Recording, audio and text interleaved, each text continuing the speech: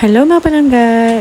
May gabi! Tatapos ko lang maligo and nandito ako ngayon sa labas ng bahay. Parang sa alasala lang namin.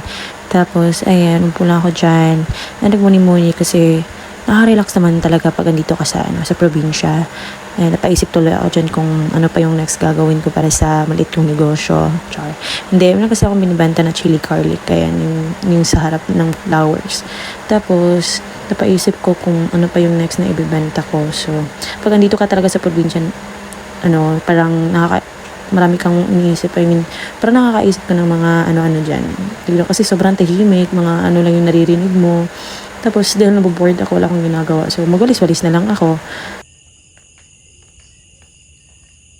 So, magwalis-walis lang ako dyan, no? Kasi wala naman akong gagawin. And, anong oras na, hindi pa rin ako makatulog. Parang dami kong iniisip. And, yung paa dyan, pamangkin ko naglalaro ng, naglalaro sa phone ko. So, habang inaantay niya ako dito sa labas, kasi, syempre, madilim dito sa likod banda. So, kailangan talaga may kasama. Pero hindi naman siya nakakatakot dito. Okay lang naman. And marami nagtatanong kung meron bang mga lamok. Of course, meron namang lamok kasi nasa probinsya tayo. Tapos, syempre, daming mga puno, ganun. So, ayan, mapula ako dito.